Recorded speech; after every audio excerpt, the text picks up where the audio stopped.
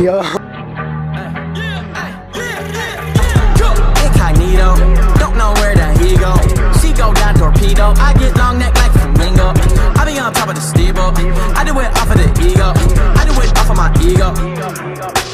I deserve a clap clap, let me get a flashback. I was selling weed to all the kids out of my backpack just to let the cash stack, put it in the trash bag. Saving up my studio money cause I'm a lab rat. I was in a backpack, I was getting laughed at. Principal telling me I was going down a bad path. Now everybody who was calling me a loser wanna be an entrepreneur with telling me I'm a bad. Ay, chip on the shoulder, chip on the forehead, chip on the canvas. Ay, that big man on campus, way too big for the campus. Ay, oh, they want me to roll over and do tricks for the cameras. Ay, I don't really get into the man, is all I really wanna do is damage. Incognito, don't know where the he go. She go.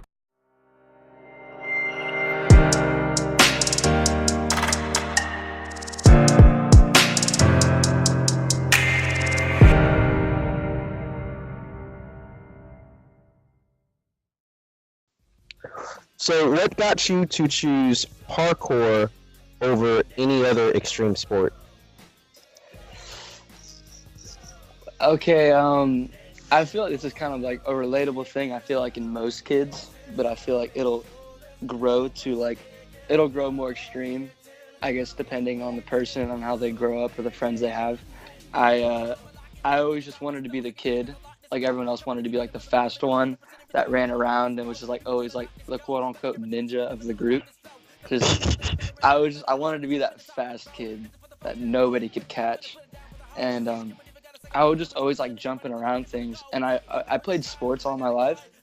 I played mostly baseball, played football, I did track.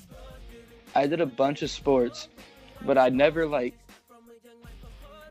stood out or like I was always like in all honesty, I was like a B team player in most sports. I wasn't really like a standout player. So it was just kind of like, it was fun. I enjoyed it. And I would just go to these like cheerleading gyms and stuff and just kind of mess around. And I was like, dang, this is something that's like really cool. A lot of people see your videos, a lot of people, I even talk to them from time to time. It's like, you know, he has this insane rip, he has this, you know, insane amount of like balls to the wall, no fear. Mm-hmm. So one question one of my students gave me was, what's the main discipline or criteria do you train on the most? So what's the main thing that you focus on when it comes to maybe fear factor or technique, things like that? What's the main one you focus on? Shoot, I feel like it's altered, but not too much.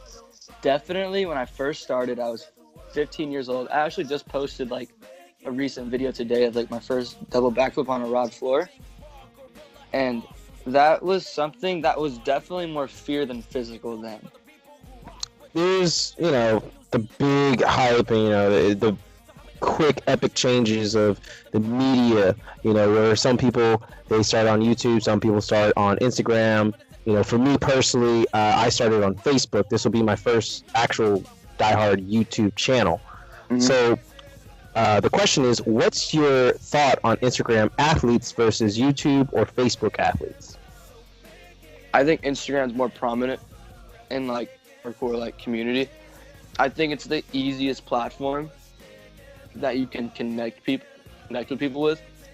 And I don't like saying easy because it's definitely not easy growing a following, but what I will say, it's easy to have a better engagement on Instagram than any other platform, I would argue. So I feel like Instagram is definitely the way to go for people starting out. I've been doing it for years. I want to say since like 7th grade, been posting videos on Instagram, and it's that I've had a great time doing it. I would recommend people starting out on Instagram and branching out to others. There's definitely a lot of athletes that, you know, let's just hands down say can really beat some other pros. Like if you remember in Tampa, one of my friends that is in Georgia with me, Justin Torres, you know, he gave Sean Higgins and Sean Batista a big run for their money.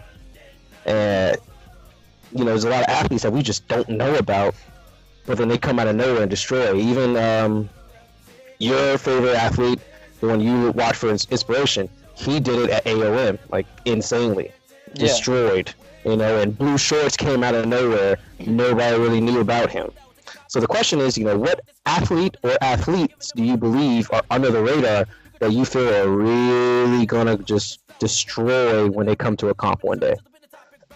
As far as local people I know, definitely I would say Jared Luddy. I would definitely throw that man up there. He's killing it. One thing I will say about him, I don't feel like he shows it all the time in his videos, because I feel like he's definitely better than what he like portrays in his videos. You gotta train with him and know what I'm talking about. I think, especially in competitions, he's got a lot of stamina. He's got his like competition difficult tricks like on lock. Last question, you know, everybody, you know, certain people have end goals with whatever they're passionate of.